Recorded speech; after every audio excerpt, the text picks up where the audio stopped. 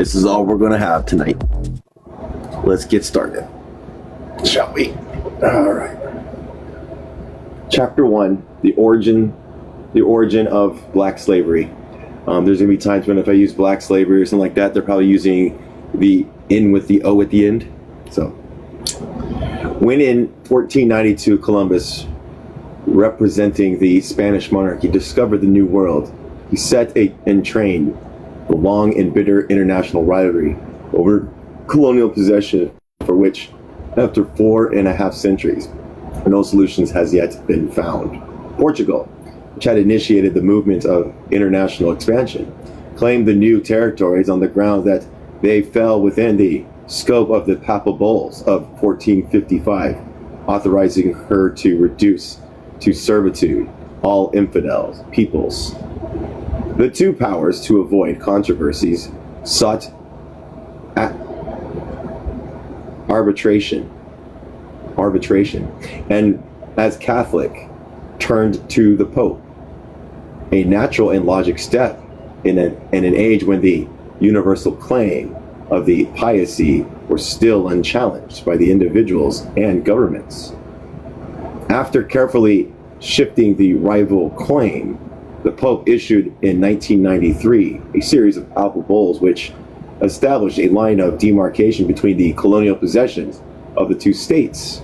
The east went to Portugal and the west to Spain. The partition, however, failed to satisfy Portuguese aspirations, and in subsequent years, the contending parties reached a more satisfactory comparison in the Treaty of Tordesillas, which rectified Papal Bull's judgment to permit Portugal's ownership of Brazil. Neither the Papal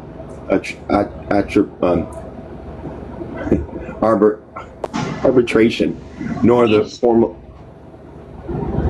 formal treaty was intended to be binding on other powers, and both were, in fact, repudiated. Cabot's voyage to North America in 1497, sorry, everybody, was England's immediate reply to the partition.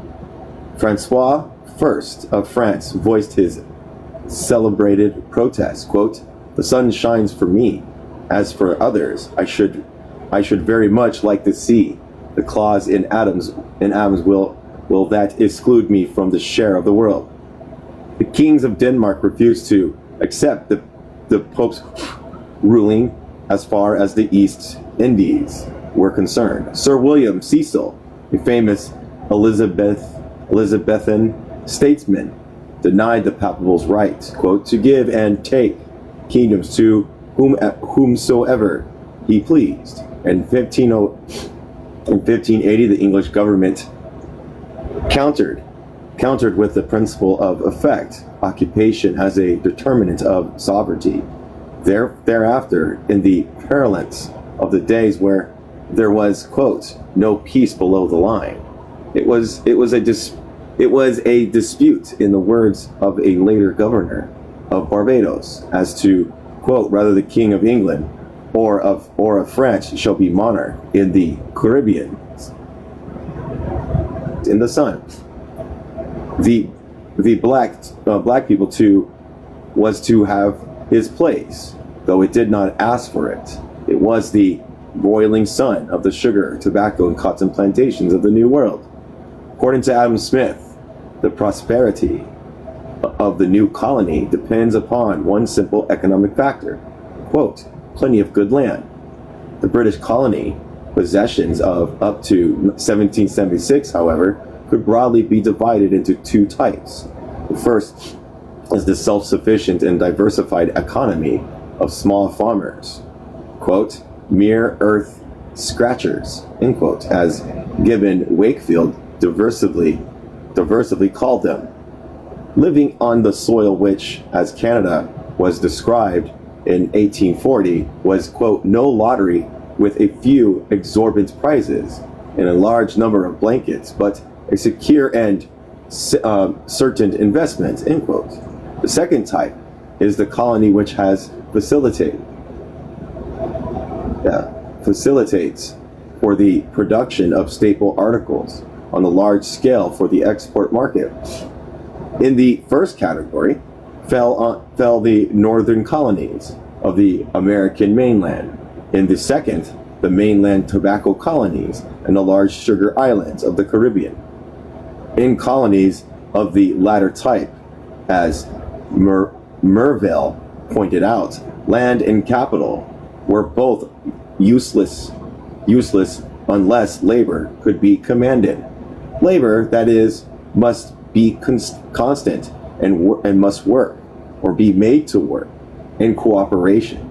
In such colonies, the rugged individualism of the Massachusetts farmer, practicing his intensive agriculture and wringing by the sweat of his brow inwardly returns from the grudging soil, must yield to the disciplined gain of the big capitalist practicing extensive agriculture and producing on a large scale.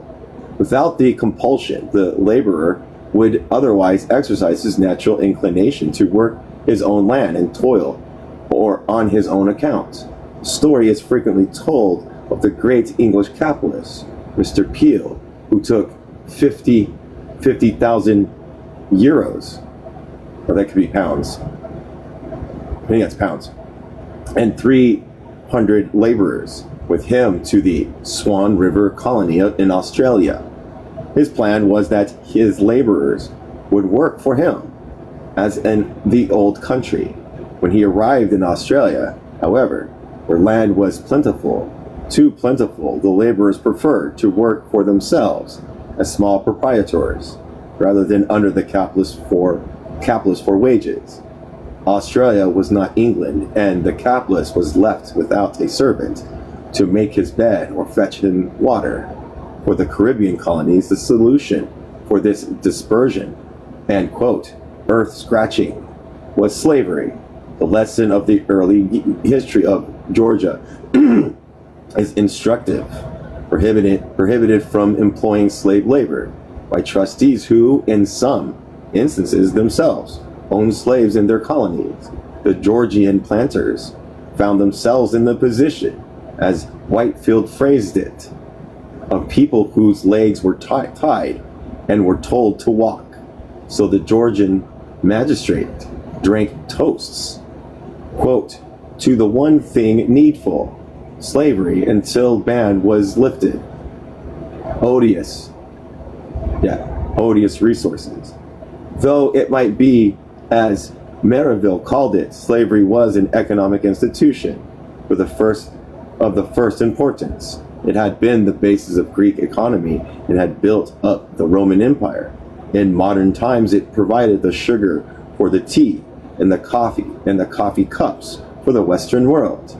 It produced the cotton to serve as a base for modern capitalism. It made the American South, and the Caribbean islands.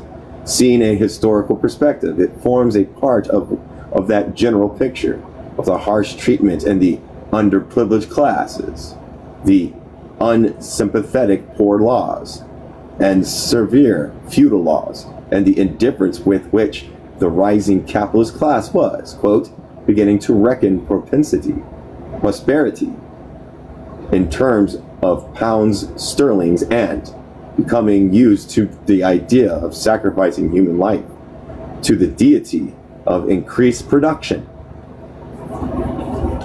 Interesting, huh? Let me see, where was I at? Okay, yeah.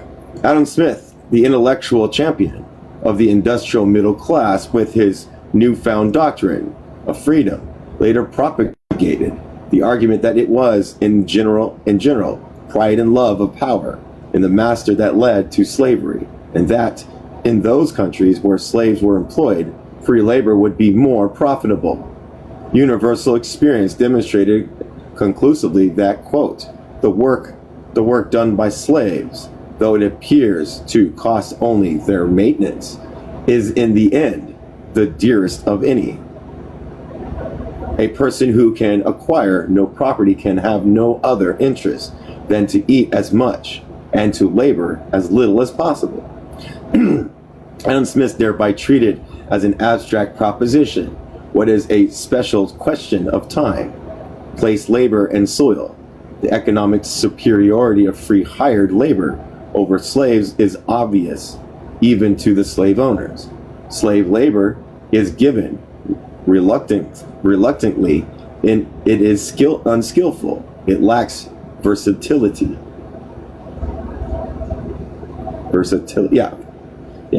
Other things being equal, free men would be preferred. But in the early stages of colonial development, other things are not equal. When slavery is adopted, it is not adopted as the choice over free labor. There is no choice at all. The reason for slavery, wrote Gibbon Wakefield, quote, are not moral but economical circumstances that relate not to vice and virtue but to production, end quote. With the limited population of Europe in the 16th century, the free labor is necessary to cultivate the staple crops of sugar, tobacco, and cotton in the New World would not have been supplied in quantities adequate to permit large-scale production. Slavery was necessary for this, and to get slaves, the Europeans turned first to the indigenous and then to Africa. They used people, and they said aboriginals, but they used E's, so I cannot do that. Under certain circumstances, slavery had some obvious advantages in the cultivation of crops like sugar, cotton, and tobacco, where the cost of production is appreciably reduced on large units. On larger units, the slave owners, with his large-scale production and his organized slave gang, can make more profitable use of the land than the small farmer or peasant proprietor for such staple crops. The vast profits can well stand the greater expense of inefficient slave labor. Where all the knowledge required is simple and a matter of routine consistency and cooperation in labor, slavery is essential until by importation of new recruits and breeding, population has reached to the point of density and the land available for appropriation has been already apportioned. When that stage is reached, only then the expense of slavery and the form of the cost of maintenance of slaves, productive and unproductive, exceed the cost of hiring laborers. As Midville wrote, quote, slave labor is dearer than free whatever abundance of free labor can be procured, end quote. From the standpoint of the growers, the greatest defect of slavery lies in the fact that it is quickly exhausted the soil. The labor supply of low social status, docile and cheap, can be maintained in subjection only by systematic degradation and by deliberate efforts to express its intelligence. Rotations of crops and scientific farming are therefore alien to slave society. As Jefferson wrote in Virginia, quote, we can buy an acre of new land cheaper than we can manure an old one. The slave planters and the picturesque nomenclature of the South is a, quote, land killer. This serious defect of slavery can be counterbalanced and postponed, for a time of fertile soil is practically unlimited. Expansion is a necessity of slave society. The slave power requires every fresh conquest. Quote, it is more profitable, wrote Merivale, to cultivate a fresh soil by the dear labor of slaves than exhausting one by the cheap labor of free men. From Virginia to Maryland, to the Carolina, to Georgia, Texas, and the Middle West, from Barbados to Jamaica to San Domingue, and then to Cuba. The logic was Exorbitant.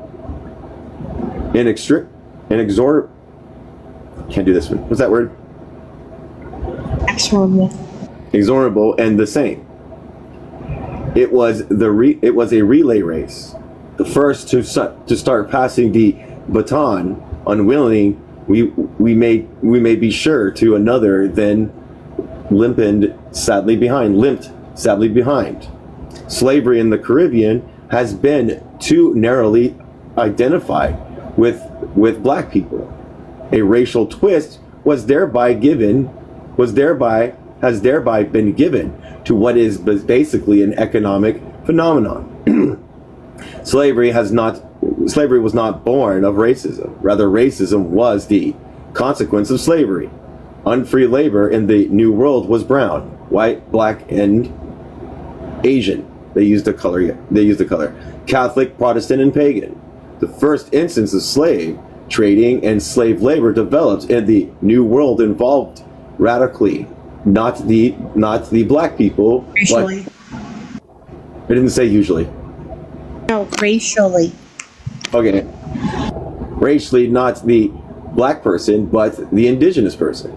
The indigenous people rapidly succumbed to the excessive labor demanded of them, the insufficient diet, the white man's diseases, and their inability to adjust themselves to the new way of life. Accustomed to a life of liberty, their constitutions and temperaments were ill adapted to the rigors of plantation slavery. Go figure! As Fernando Ortiz writes, to subject the indigenous to the mines to this monumentous wild and serve labor without tribal sense, without religious rituals, was like taking away from him the meaning of his life. It was to enslave not only his muscles but also his collective spirit. The visitor of Ciudad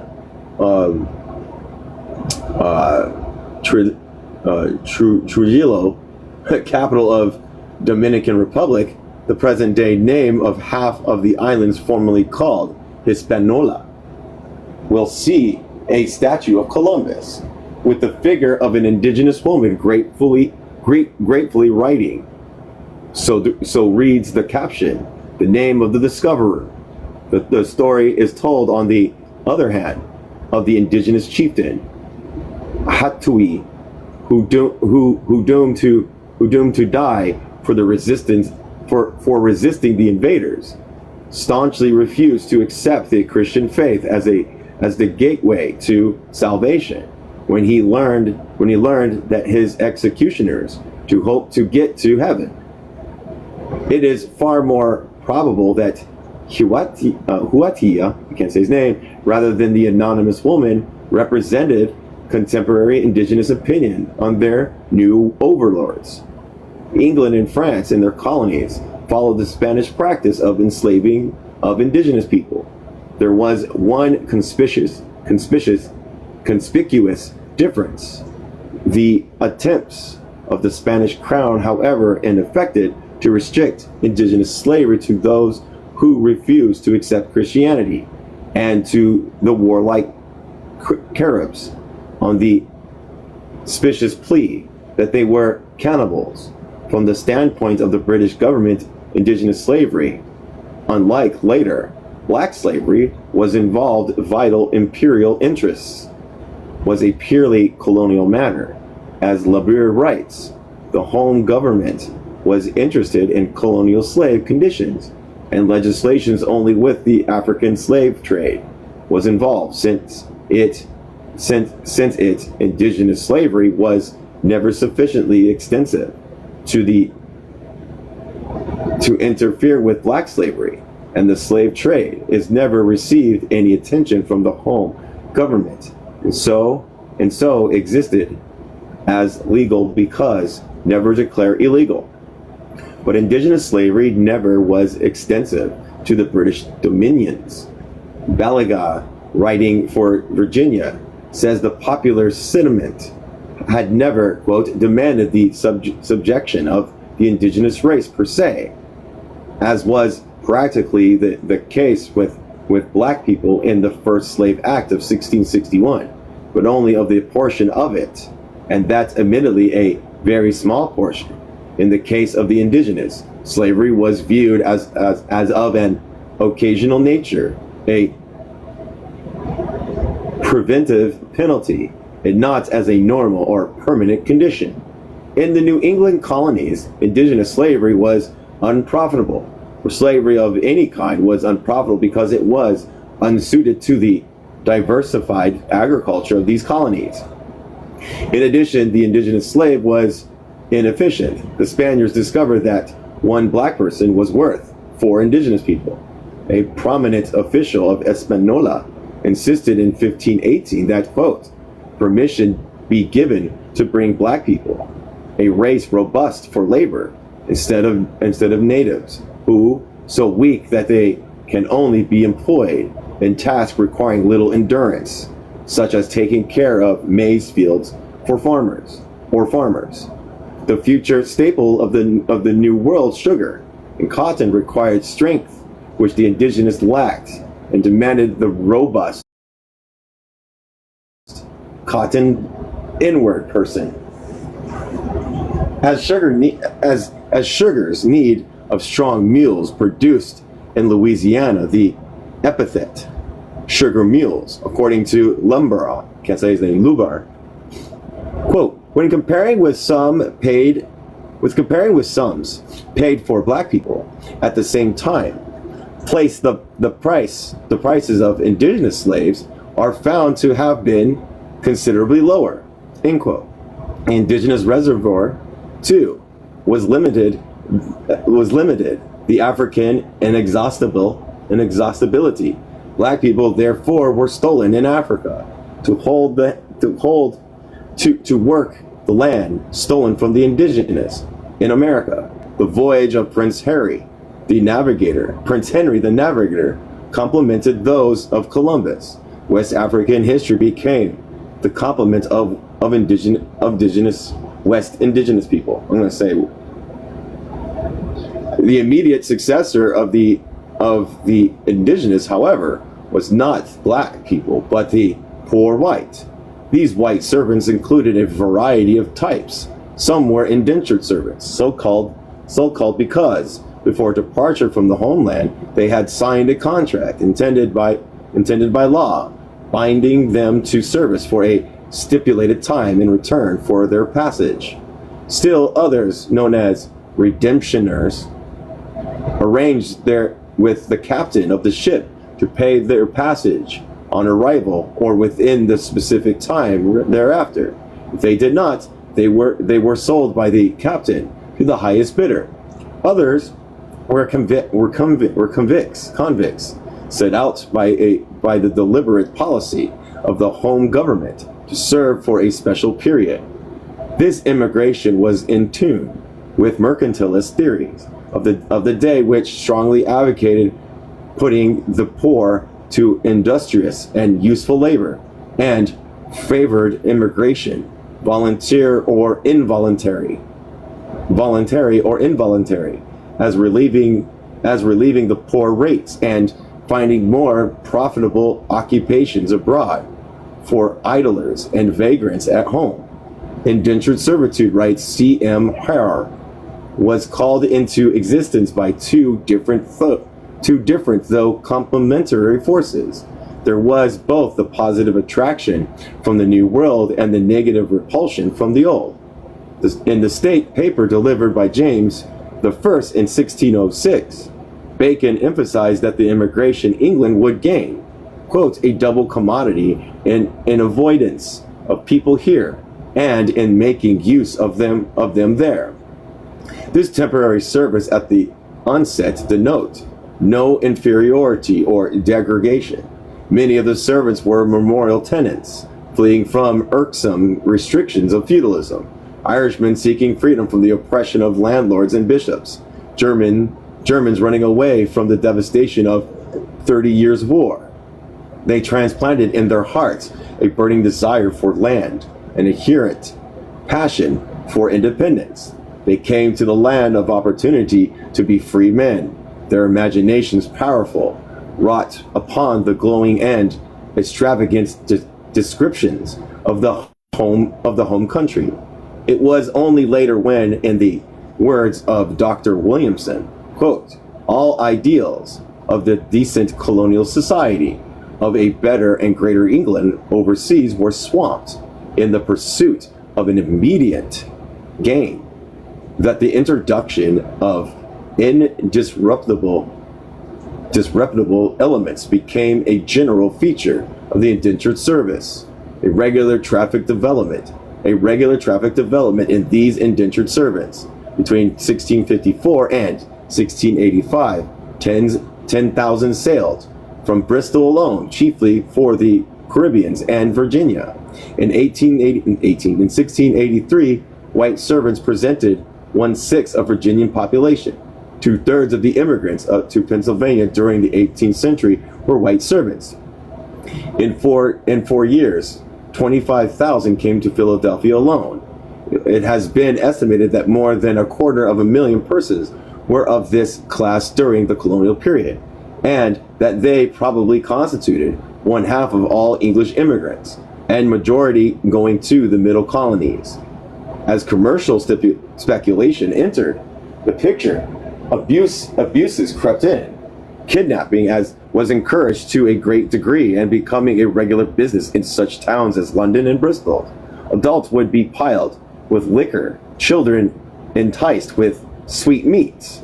The kidnappers were called spirits, defined as one that taketh up men and women and children and sell them on the ship to be conveyed beyond the sea.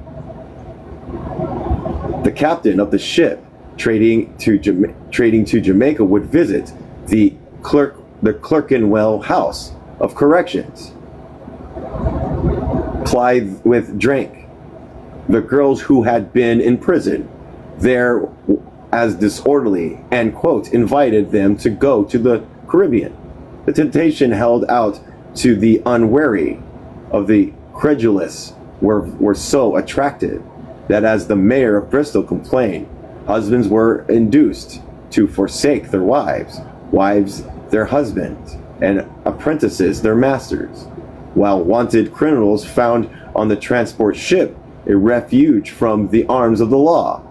The wave of German immigration developed the, quote, Newlander, the labor agent of those days, who traveled up and down the Rhine Valley, persuading the feudal peasants to sell their belongings to immigrate to America, receiving a commission for each immigrant. Jesus. Much has been written about the trickery. These, quote, Newlanders were not adverse to employing, but whatever the deception practice, it remains true, as Frederick Kemp has written, that, quote, the real ground for the immigration fever lay in the unhealthy political and economic conditions, the misery and oppression of the conditions of the life in Germany. States promoted immigrations much more dangerously and cautiously than the worst Newlanders. Convicts provided another steady source of white labor.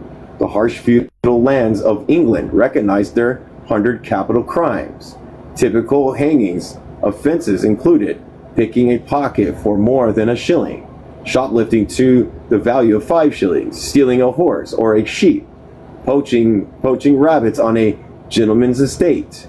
Offenses for which the punishment prescribed by law was transportation comprised the stealing of cloth, burning stacks of corn, and maiming and killing of cattle, hindering custom officers in the executions of their duties, and corrupt legal practices. Proposals made in 1664 would have banished to the colonies all vagrants, rogues, and idlers, petty thieves. I can't say that word. It's for Romanian people. The lost persons frequenting unlicensed brothels. A piteous, I don't know what that word is. Petition. Piteous petition. In the 1667, prayed for the transportation instead of death sentence for a wife convicted of stealing goods valued at 3 shillings and 4 pence. In 1745, transportation was the plenty for the theft of a silver spoon and a gold watch. 1 year after the emancipation of black slaves, transportation was the penalty for trade union activity. It is difficult to resist the conclusions that there was some connection between the law and the labor needs of the plantations, and the marvel is that so few people ended up in the colonies overseas. Benjamin Franklin opposed this, quote, dumping upon the New World of the outcast of the old, as the most cruel insult ever offered by one nation to another, and asked if England would justify it in sending her convicts to the colonies. Rather, the latter was justified to send to England their rattlesnakes in exchange. It is not clear why Franklin should have been so sensitive, even if the convicts were hardened criminals. The great increase of indentured servants and free immigrants would have intended to render the convict influence innocuous, as increasing quantities of water poured in a glass containing poison. Without convicts, the early development of the Australian colonies in the 19th centuries would have been impossible. Only a few of the colonists, however, were so particular. The general attitude was summed up by a contemporary, quote, their labor would be more beneficial in an infant settlement than their vice would be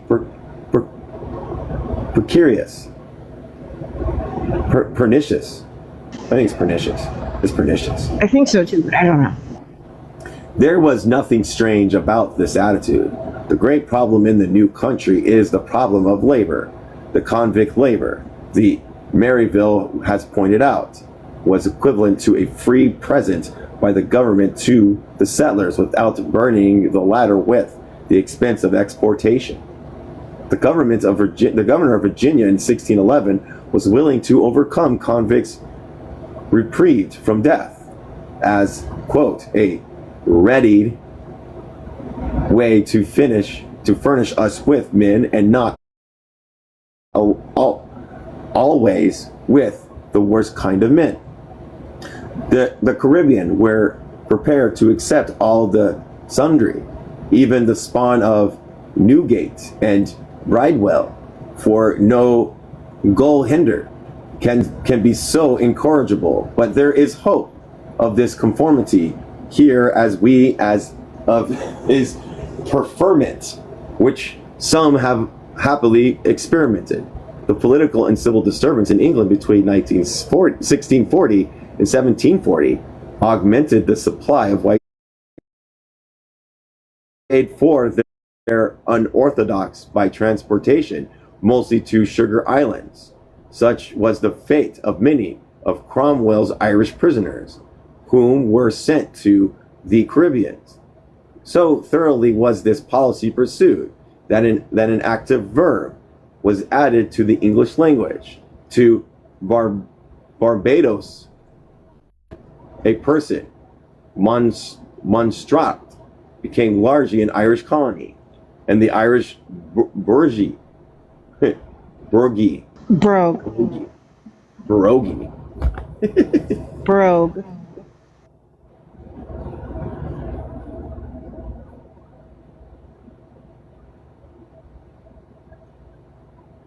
Brogue. A strong regional accent, usually Irish or Scottish, when speaking English, or a sturdy leather dress, I think it's the accent, is still frequently heard today in many parts of the British Caribbean. The Irish, however, were poor servants. They hated the English, were always ready to aid England enemies, and in a revolt in the Leeward Islands of 1989. We have already seen signs of that burning indignation, which, according to Lackey, gave Washington some of his best soldiers. The vanquished in Cornwall's Scottish campaigns were treated like the Irish before them. The Scotsmen came to be regarded as, quote, the general travelers and soldiers in in most foreign parts. Religious intolerance sent more workers to the plantation.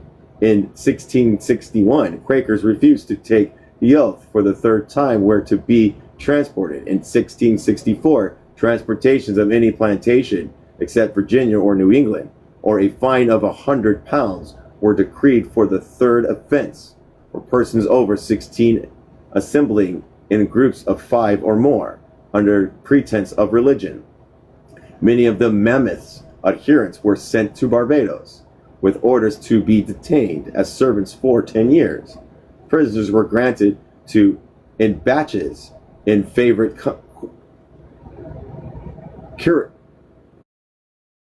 counters? Quarters.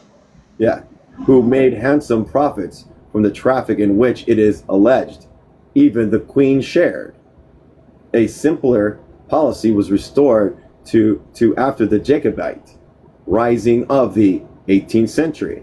The transportation of these white servants showed in its true light the horrors of the Middle Passages, not as something unusual or inhumane, but as a part of the age. The immigrants were packed like herrings. According to Berger, each servant was allowed about 2 feet in width and 6 feet in length in bed. The boats were small, the voyage long, the food, in the absence of refrigeration, bad, diseased, inevitable. A petition to Parliament in 1659 described how 72 servants had been locked up below deck during the whole voyage of 5.5 weeks. Quote, amongst horses, that their souls through heat and steam under the tropic fainted in them. Inevitably abuse crept into the system, and Ferran was shocked by, quote, the horrible pictures of human suffering which this living sepulchre, thank you, of an immigrant vessel in Philadelphia afforded. But conditions even for the free passengers were not much better in those days. And the comment of the Lady of Quality described a voyage from Scotland to the Caribbean islands on the ship full of indentured servants should banish any ideas that the horrors of the slave ship are to be accounted for by the fact that these victims were black people. Quote, it is hardly possible, she writes, to believe that human nature can be so deprived as to treat fellow creatures in such a manner for so little gain. The transportation interest in England when the colonial board was created in 1661, not the least important of its duties as was the control of the trade in indentured servants. In 1664, a commission was appointed, headed by the king's brother, to examine and report upon the exportation of servants. In 1670, the act prohibiting the transportation of English prisoners overseas was rejected. Another bill against the stealing of children came to nothing. In the transportation of felons, a whole hierarchy from courtly secretaries and grave judges down to the jailers and the turnkeys insisted on having a share in the spoils. It has been suggested that it was humanity for his fellow countrymen and men of his own color, which dictated the planter's preference for the black slave. Of this humanity, there is not a trace in the record of the time, at least as far as the plantation colonies and commercial productions were concerned. Attempts were registered immigrant servants and regularized the procedure of transportation, thereby giving full legal recognition to the system, were invaded. The leading merchants and public officials were all involved in the practice.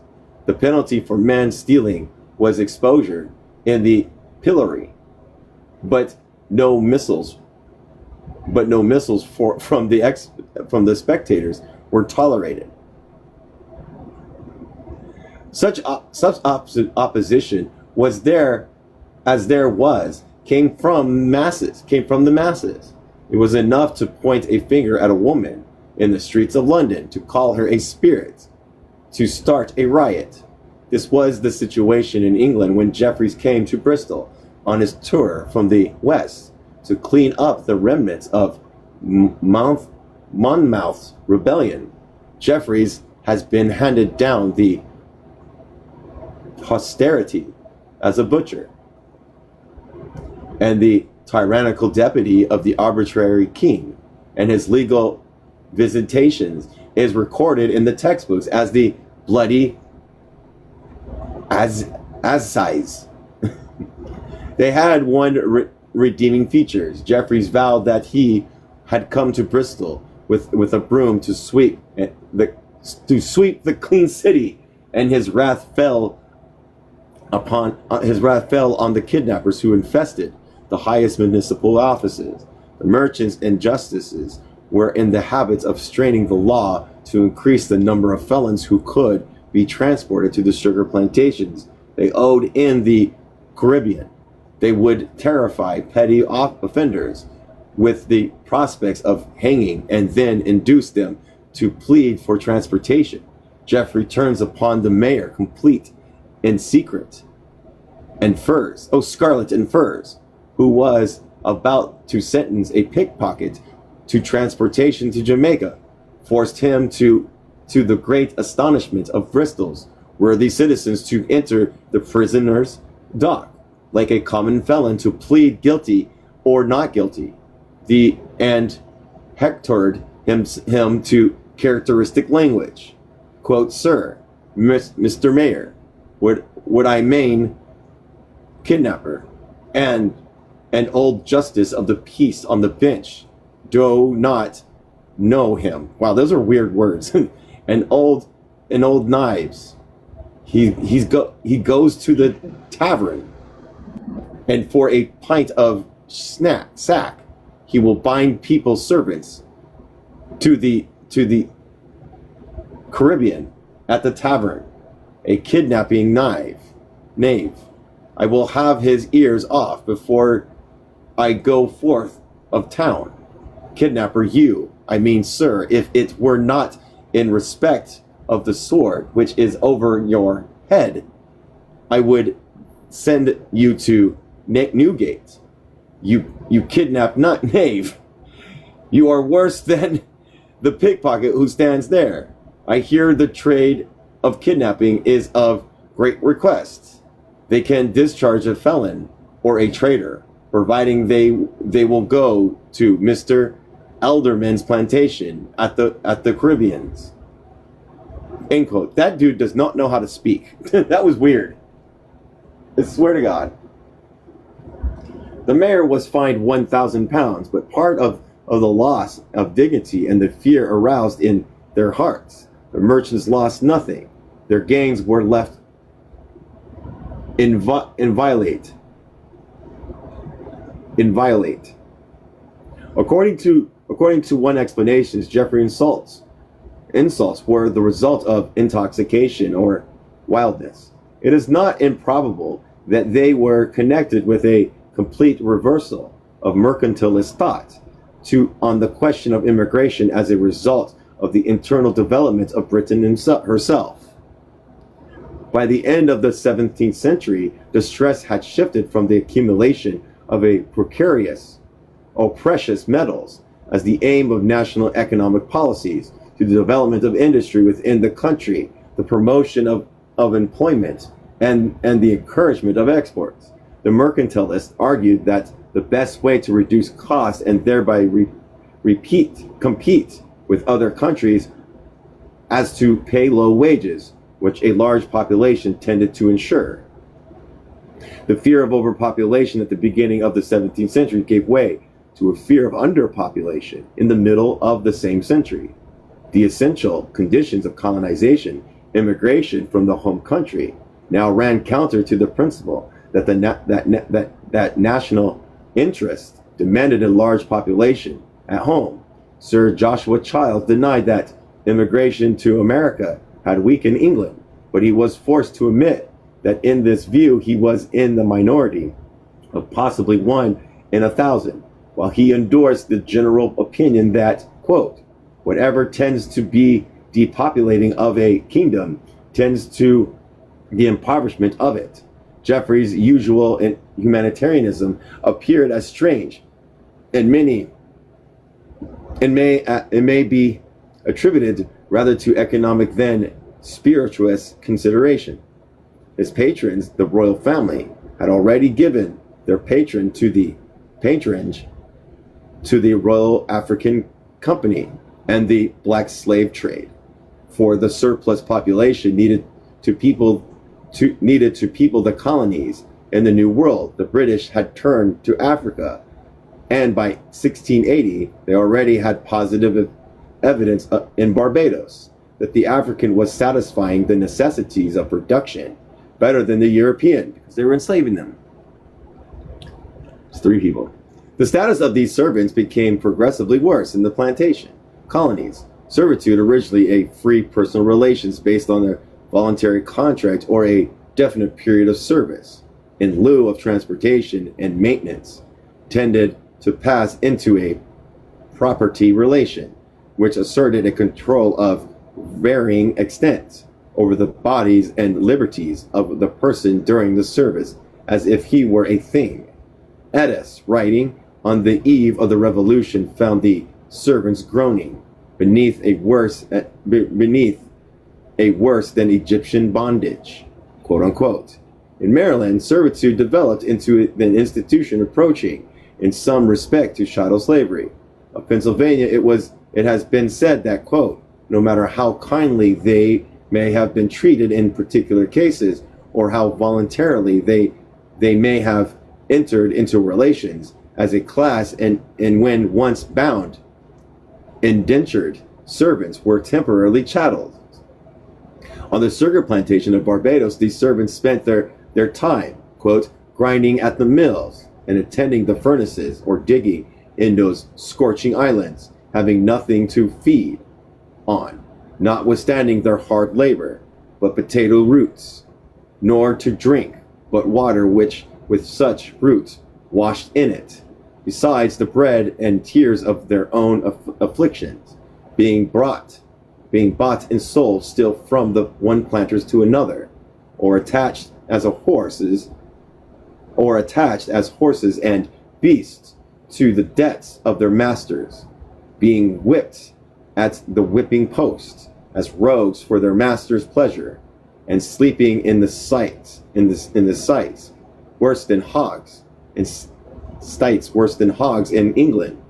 The professor's Harlow includes the weight of evidence proves incontestably that the conditions under which white laborers was procured and utilized in Barbados were, quote, persistently severe, occasionally dishonorable, and generally a disgrace to the English name. English officialdom, however, took the view that servitude was not too bad, and that the servant in Jamaica was better off than the husbandman in England. Quote, it is a place of as grateful to you for trade as any part of the world. It is not so odious as it is represented, end quote. But there was some sensitiveness on the question.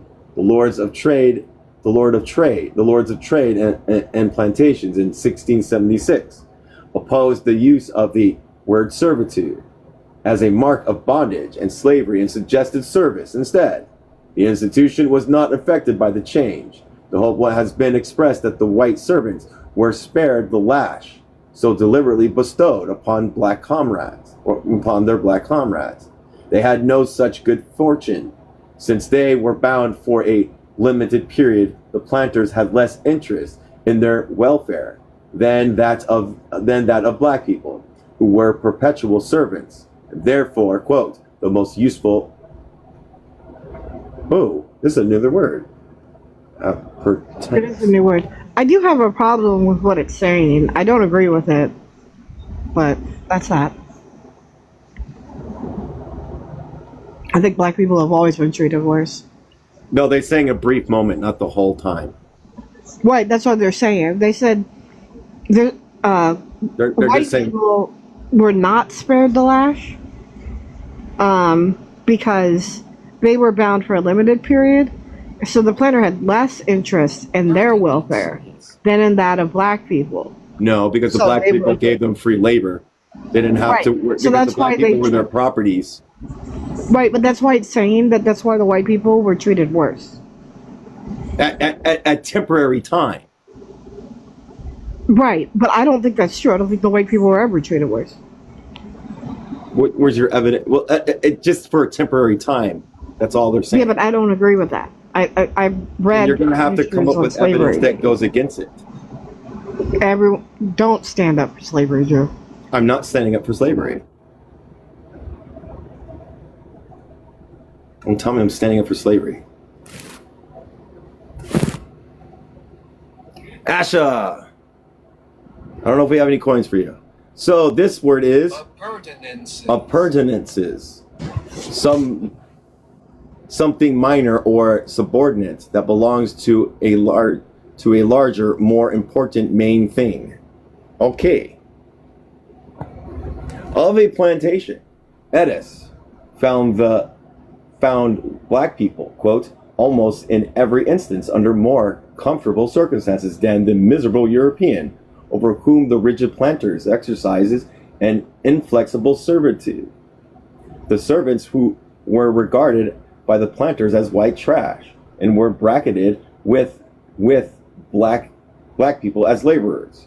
Quote, not one of these colonies ever was or ever can be brought to any considerable improvement without a supply of white servants and black people, declaring the Council of Monastrat in 1680 in the European society in which subordination was considered essential, in which Burke could speak of the working class as, quote, miserable sheep, and Voltaire as canonal, and Lingot condemned the worker to the use of his physical strength alone, for everything would be lost once he knew that he had in mind. In such a society, it is unnecessary to seek for apologies for the conditions of white servants in the colonies. Defoe bluntly stated that the white servant was his slave. He was not. The servant's loss of liberty was limited durations. Black people was slave for life. The servant status could not descend to his offsprings. Black children took the status of the mother. The master at no time had absolute control over the person and liberty of his servants, as he had over his slaves. The servant had rights, limited but recognized by law and inserted in a contract. He enjoyed, for instance, a limited rights for property. In actual law, the conception of the servant as a piece of property never went beyond that of personal estate and never reached the stage of chattel or real estate. The laws of the colonies maintained this rigid distinction and visited cohabitations between the races with severe penalties. The servants could aspire at the end of his term to a plot of land, though, as Winterbecker points out, for Virginia, it was not a legal right. The conditions varied from colony to colony. The serfs in Europe could therefore hope for an earlier freedom in America, which village could not afford. The free servants became small yeomen, farmers, settled in the back country, a democratic force in the society, a large aristocratic plantation owners, and were the pioneers in Western expansion. That was why Jefferson in America, as Sitco in Cuba, favored the introductions of European servants instead of African slaves, as tending to democracy rather than aristocracy. The institutions of white servitude, however, had grave disadvantages. Post Lethalot, a regarded mercantilist, argued that white laborers in the colonies could tend to create rivalries with the mother country in manufacturing. Better black slaves on plantations than white servants in industry, which would encourage aspirations to independence. The supply, moreover, had becoming increasingly difficult, and the need of the plantation outstripped the English conviction. In addition, the merchants were involved in many vexuous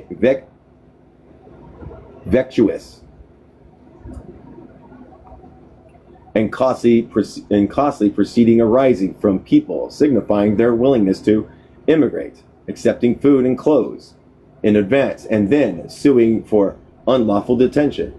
Indentured servitudes were not forthcoming in efficient qualities to replace those who had served their terms.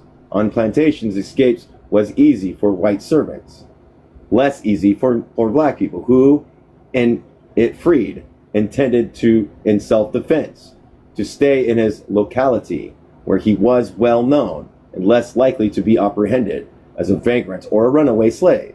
The servant expected land at the end of his contract. The black person, in a strange environment, conspicuous by his color and features, the ignorant of the white man's language and ways could be kept permanently divorced from the land. Racial differences made it easier to justify the rationalize black slavery to the extent the mechanical obedience of the plow ox or a cart horse to demand that resignation and that complete morale and intellectual subjection would alone make slave labor possible. Finally, this was the decisive factor. The black slave was cheaper. The money which procured a white man's service for 10 years could buy a black person for life. As the governor of Barbados stated, the barbarian planters found by experience that, quote, 3 black people work better and cheaper than 1 white man. But the experience with white servitude had been invaluable. Kidnapping in African encountered not such difficulties as were encountered in England. Captains on ships had the experience of the one trade to guide them in the others. Bristol, the center of the servant trade, became one of the centers of the slave trade. Capital accumulated from the one financed the other. White servitude was the historic basis upon which black slavery was constructed. The felon drivers in the plantation became without effort slave drivers. Quote, in insignificant numbers, writes Professor Phillips, the Africans were latecomers, fitted into a system already developed. Here, then, is the origins of black slavery. The reason was economic, not racial. Well, let me read that. Here, then, is the origin of black slavery. The reason was economic, not racial. It had to do not with the color of the laborer, but the cheapness of the laborer, as compared with indigenous and white laborers. Black slavery was eminently superior in each case, writes Bassett, discussing North Carolina. It was a survival of the fittest.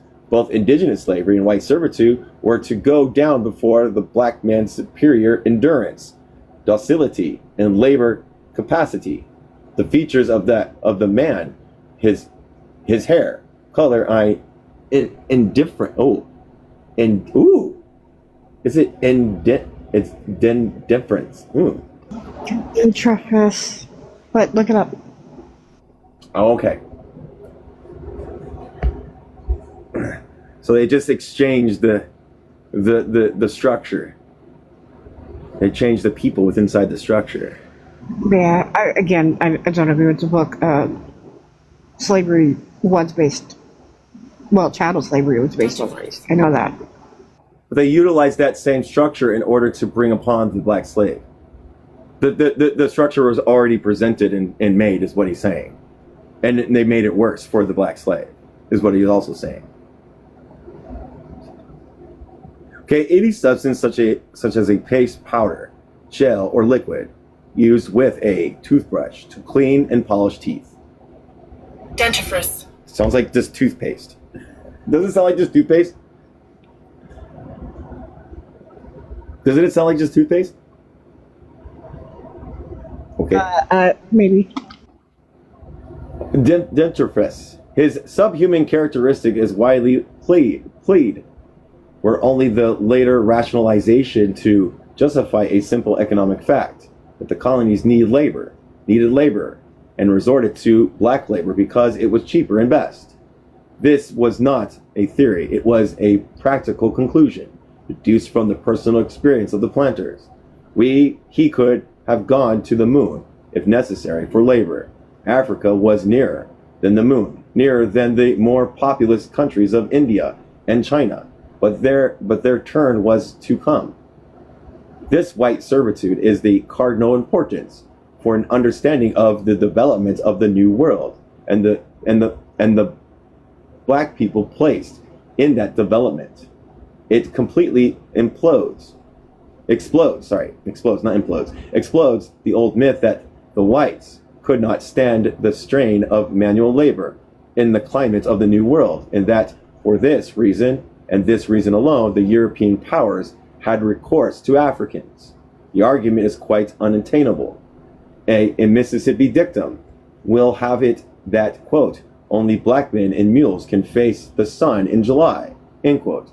But the whites faced the sun for well over 100 years in Barbados and the Salzburgs of Georgia indignantly denied that rice cultivation was harmful to them. The Caribbean islands were well within the tropic zone, but their climate was more quickable? Take your meds real quick. Take my meds? Oh, I said I'm taking meds real quick. Oh. Do.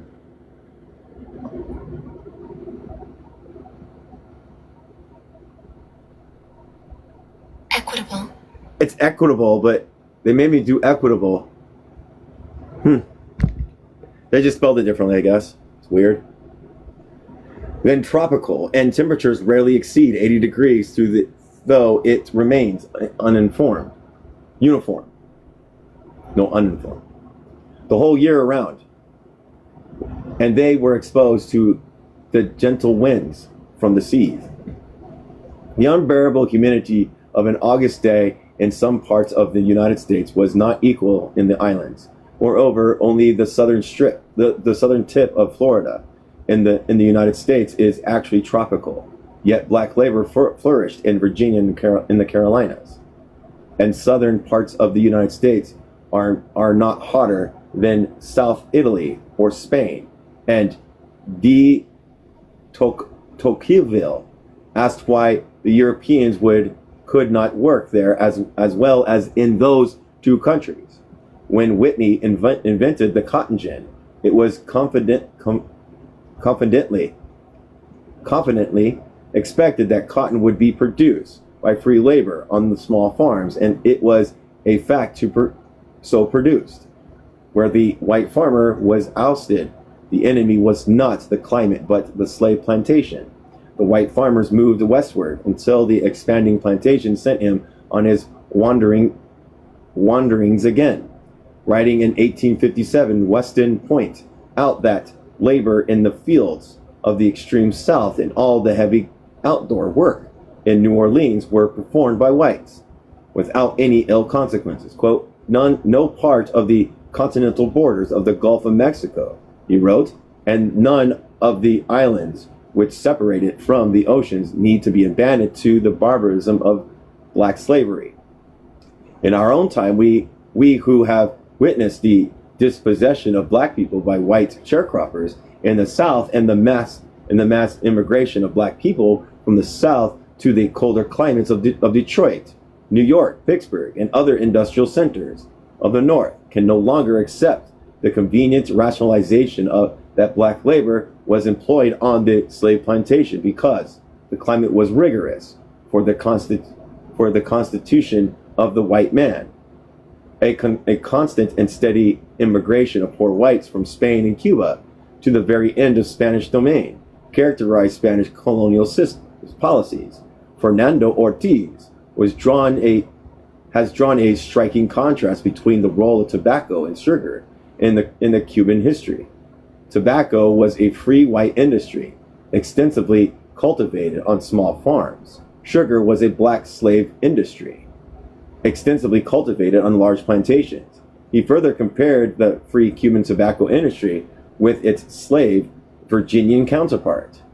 What determined the difference was not the climate, but the economic structure of the two areas. The whites could hardly have endured the tropical heat in Cuba and succumbed to a tropical heat in Barbados.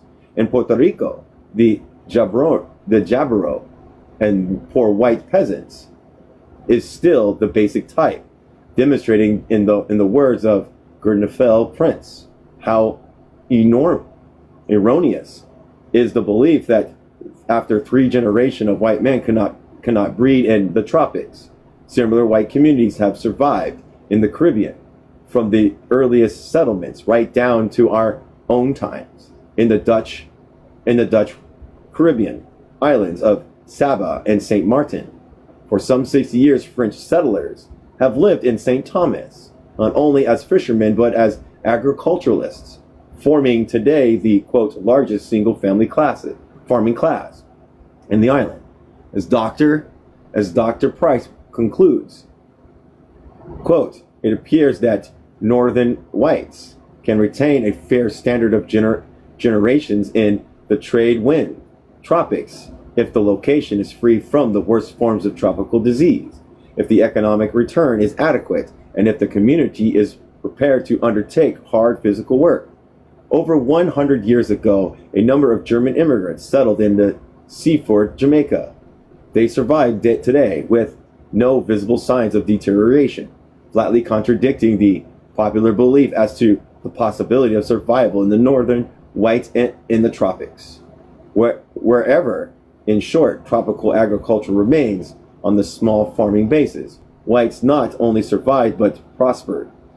Where the whites disappeared, the cause was not the climate but the suppression of the small farm by the larger plantation, with its conquest demanded for the large and steady supply of labor.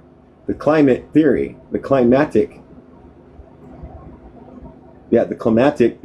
of the plantation is thus nothing but a rationalization.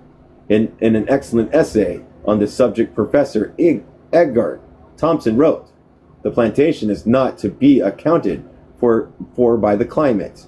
It is a political institution. It is, we might add more, it is an economic institution. The climatic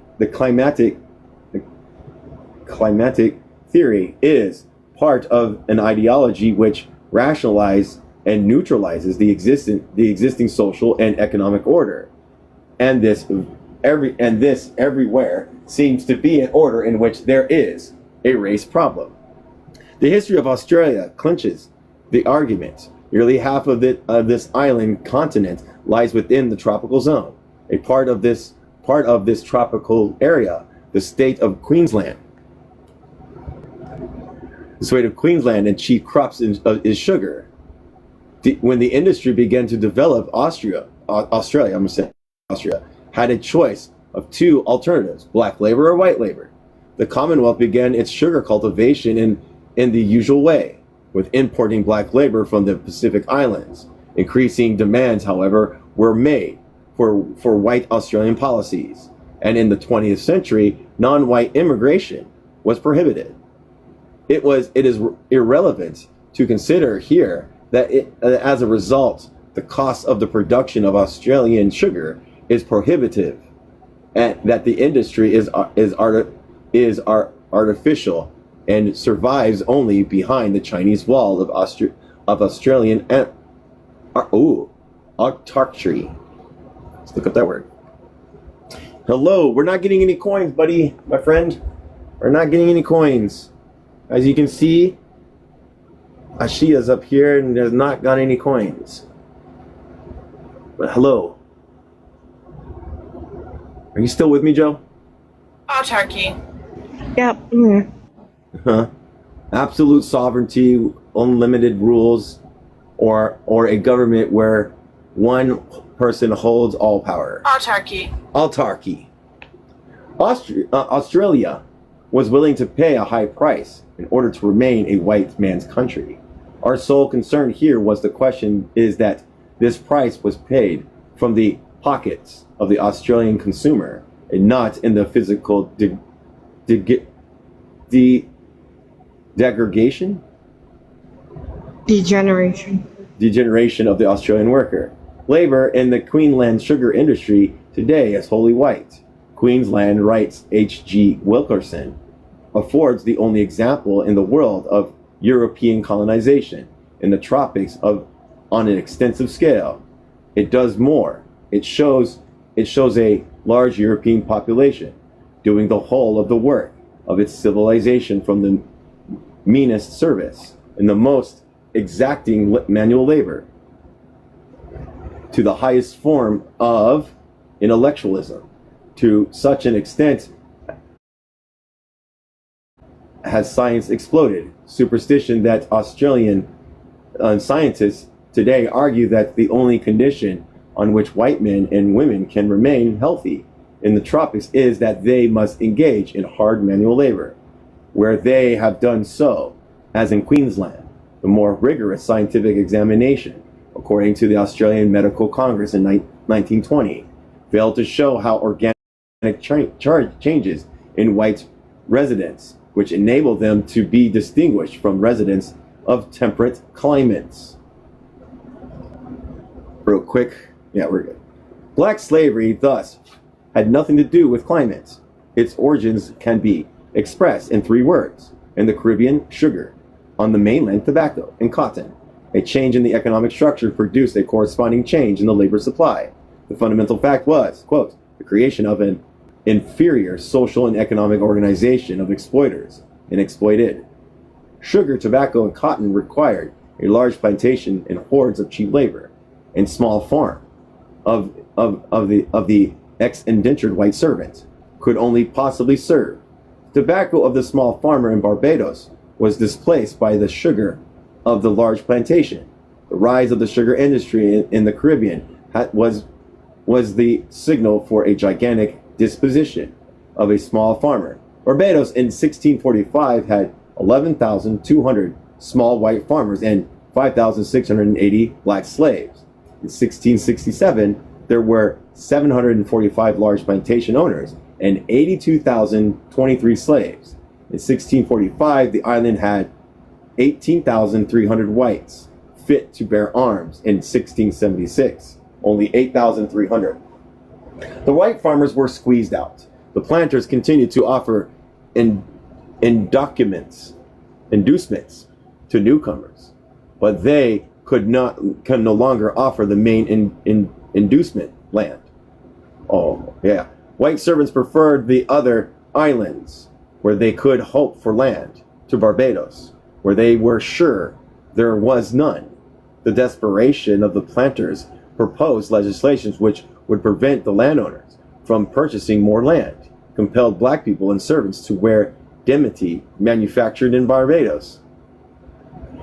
That would English mercantilists have said, to provide employment for poor whites and prevent black people from being taught a trade. The governor of Barbados in 1695 drew a pitiful picture of these ex-servants without fresh meat or rum. They are domineer over over and used like dogs, and this in time will undoubtedly drive away all the commonality of the white people. His only suggestion was to give the right to elect members of the assembly to every white man owning 2 acres of land. Candidates for elections would, quote, sometimes give the more poor miserable creatures a little rum and fresh provisions and such things as would be of a nourishment to them. In order to get their votes, the elections were held every year. This is not surprising that the exodus continued. The poor whites began their travels, despite disputing their way all over the Caribbean, from Barbados to Navies, to Antigua, and thence to Guyana and Trinidad, and ultimately Carolina. You see something here? Do people remember 49? 49? Got 15 minutes. Okay. For 9:50. So we can do this. We're on 49, right? Yep. Okay. Are you okay? Yep. Uh-huh. Everywhere they were pursued and dispossessed by the same I can't do this word. Exorable, inexorable economic force, sugar, and in Carolina, they were safe from the cotton only for 100 years, between 1672 and 1708. The white man in Navies decreased by more than 3/5. The black population more than doubled. Between 1672 and 1727. The white males of Monastrat declined by more than 2/3. In the same period, the black population increased more than 11 times. The more they buy, said the Barbadian, referring to their slaves, the more they are able to buy, for in the year and a half they will earn with God's blessing as much as they cost. King Sugar had begun his depredation, changing flourishing commonwealth and small farmers into vast sugar factories, owning by the Cormelia and of absentee capitalists, magnates, and working by the mass of alien proletariat. The plantation economy had no room for whites. The proprietors of overseas a position on the more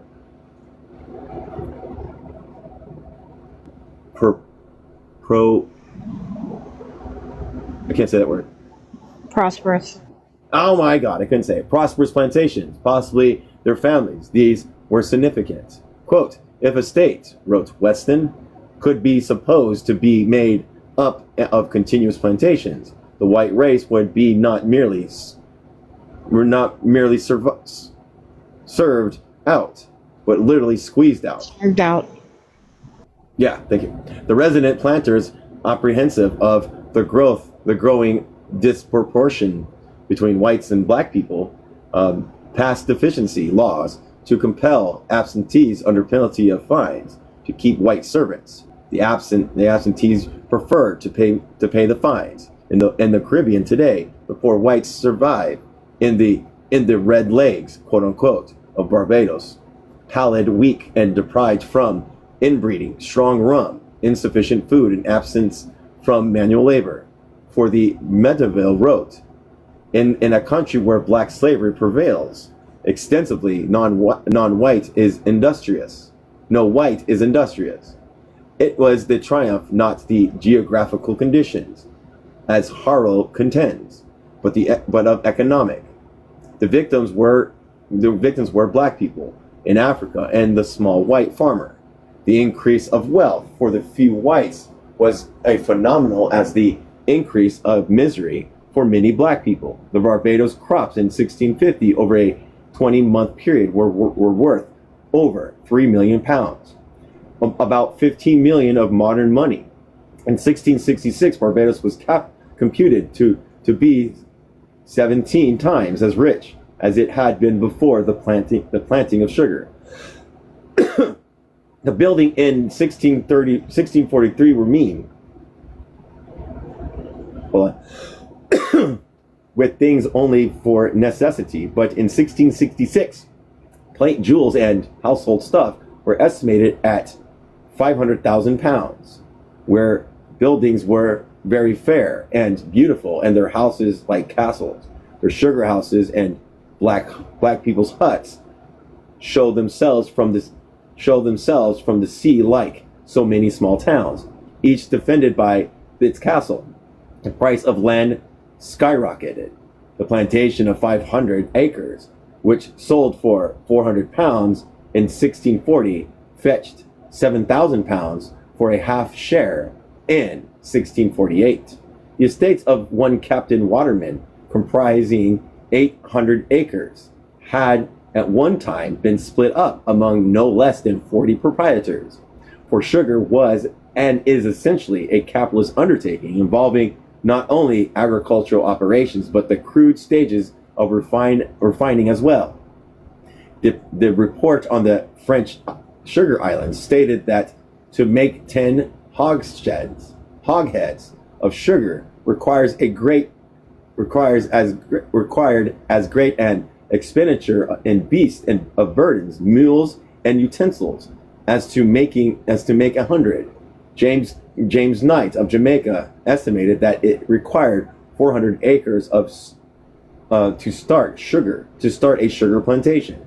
According to Edward Longs, another planter and historian of the island, it needed £5,000 to start a small plantation of 300 acres, producing for 30 to 50 hogsheads of sugar a year. £14,000 for a plantation of the same size, producing 100 hogsheads. There could be only two classes in such a society: wealthy planters and oppressed slaves. The moral is reinforced by the consideration of the history of Virginia, where the plantation economy was based not on sugar but on tobacco. The researches of Professors Rettenbecker have exploded the length that Virginia, from the outset was an aristocratic dominion. In the early 17th century, about 2/3 of the landowners had neither slaves nor indentured servants. The strength of the colony laid in its numerous white yeomanry. Ooh, what does that mean? Yeomanry. Yeomanry. I don't know what that means.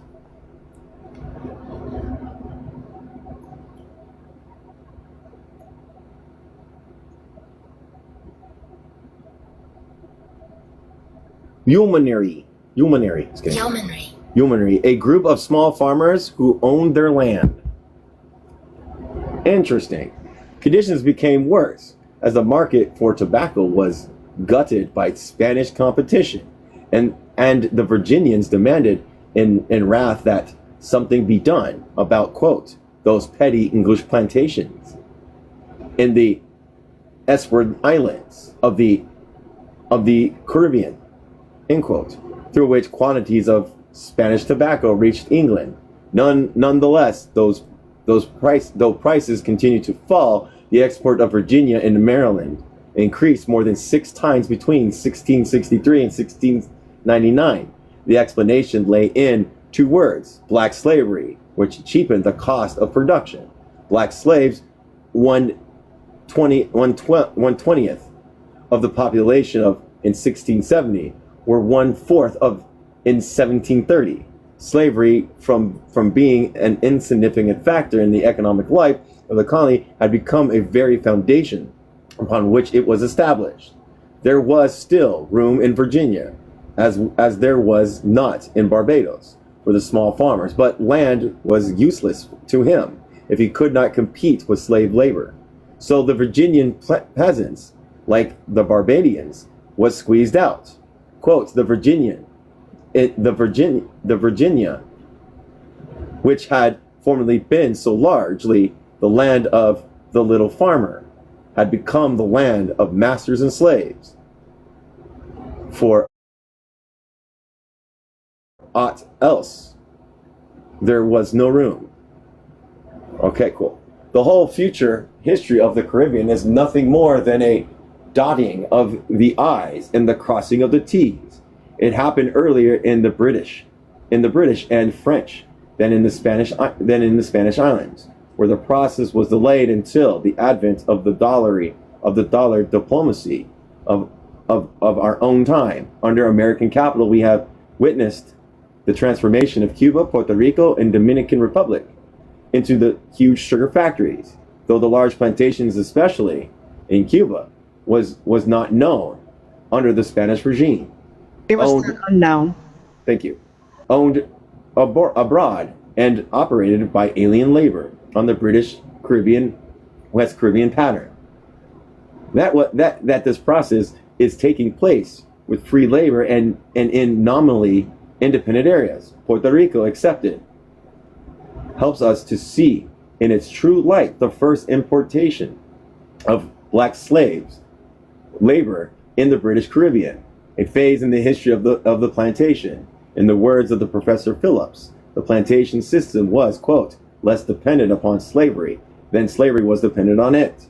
The plantation system formed, so to speak, the industrial and social frame of government, while slavery was a code of written laws enacted for that purpose. Where the plantations did not develop, as in the Cuban tobacco industry, black labor was rare and white labor predominant. The liberal section of the Cuban population consistently advocated for the cessation of the black slave trade and the introduction of white immigrants. Seco, mouthpiece of the liberals, called for the immigration of workers, white and free, from all parts of the world, of all races, provide they have a white face and can do honest labor. Sugar defeated Saco. It was the sugar plantation with its servile base, which slowed down white immigration in the 19th century. Cuba, as it had banned it in 17th century, Barbados in 18th century, St. Domingo. North, no sugar, no black people. In Puerto Rico, which developed relatively late as genuine plantations and were before the American regime, sugar never dominated the lives and thoughts of the population as it did elsewhere. The poor white peasants survived, and the black slaves never exceeded 14% of the population. Sacco wanted to whiten the Cuban social structure. Black slavery blackened the structure all over the Caribbean, while the blood of the black slave reddened the Atlantic and both its shores. Strange that the article like sugar, so sweet and necessary for human existence, should have occasioned such crimes of bloodshed. After emancipation, the British planters thought of white immigration. Even convicts. The governor of British Guiana wrote in glowing terms in 1845 about Portuguese immigrants from Madeira. But though the Portuguese came in large numbers, as is attested by their strength even today in Trinidad and British Guiana, they preferred retail trade to plantation labor. The governor of Jamaica was somewhat more cautious of his opinion of British and Irish immigrants. Sickness had broken out. Wages were too low. The experiment could only be partially useful in making an immediate addition to the labor population.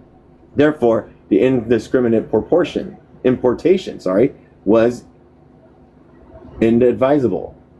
The European immigrants in South Christopher bewailed their fate piteously and begged to be permitted to return home.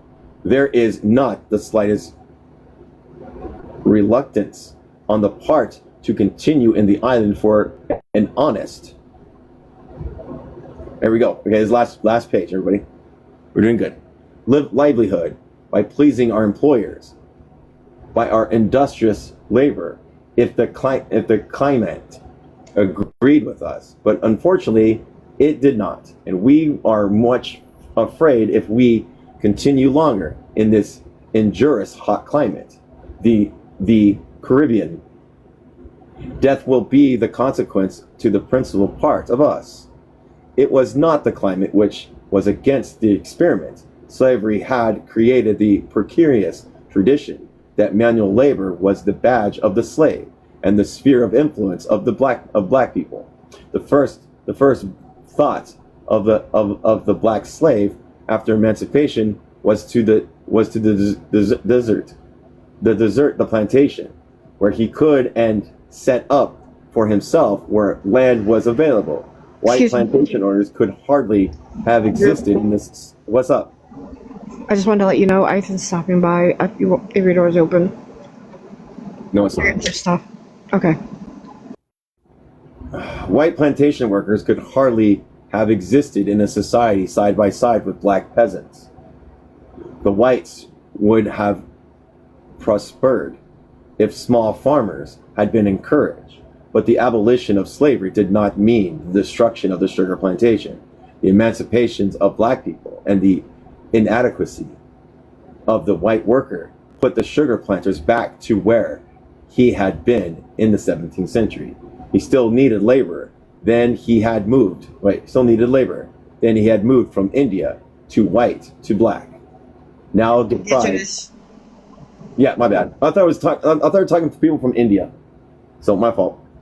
Deprived of his blackness, he turned back to white and then to indigenous. This time the indigenous from the east. India. Yes. India replaced Africans between 1833 and 1917. Trinidad imported 145,000 East Indians from India.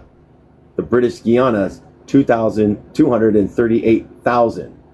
The pattern was the same for the other Caribbean colonies between 1854 and 1883. 39,000 people from India were introduced in Guadeloupe. Between 1853 and 1924, over 22,000 laborers from the Dutch East Indies and 34,000 from the Caribbean were carried to Dutch Guiana. Cuba, faced with a shortage of black slaves, adopted the interesting experiment of using black slaves side by side with indentured Chinese people. That's a bad word. And after emancipation, turned to the teeming thousands of Haitians and the British Caribbean. Between 1913 and 1924, Cuba imported 217,000 laborers from Haiti, Jamaica, and Puerto Rico. What Seco wrote 100 years ago was still true 60 years after Cuba's abolition of slavery. Black slavery, therefore, was only a solution in certain historical circumstances of the Caribbean labor problem. Sugar meant labor. At times that labor has been slave. At other times nominally free. At times black. At times black. At other times white, or brown, or Asian. Slavery in no way implied in any scientific sense a inferiority of the black person. Without it, the great development of the Caribbean sugar plantations between 1650 and 1850 would have been impossible. And we'll end here with the development of the slave trade, the black slave trade. So we're going to look at the development. And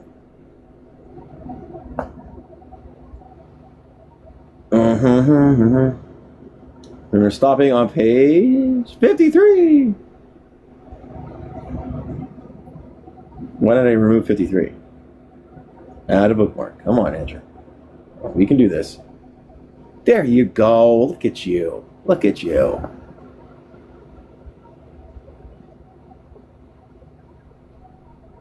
What the hell? Who's this guy? Someone's saying something to me. Do you see it, Joe? Yeah, I just blocked them. Why'd you block them? Are they being mean? Because, they're arguing with Lynn about how socialist countries, y'all want to ruin your developed country and make... Yeah, it was just a troll. That doesn't mean... Yeah, but he's just trolling. He's just projecting stupid, unintelligent stuff. But anyways, what would you like to say? Nothing. Good reading. Yeah? Really? Yep, you did pretty good. I'm proud of you. You barely missed any words. All right. You got a bunch of words that you weren't quite sure what they were because, you know, they're words that, like, you wouldn't see very often. Or spelling you wouldn't see very often. Like, I know, like, that kind of spelling, which isn't quite Old English, but it's not New English either. But I only know that because I read, like, Shakespeare and stuff. Yeah. So, like, it makes sense that it would be easier for me to read than somebody who doesn't read English around that time. Yeah, yeah, yeah. And you know what? I'm glad because I know there's another black comrade that's talked about like the whole thing that white people are like are like I forgot, are like allergic to the sun at those times because black people also get cancer from the sun. He says that like just it's kind of, he said it's kind of reductionist to think that just because someone's black means, you know what I mean? Right.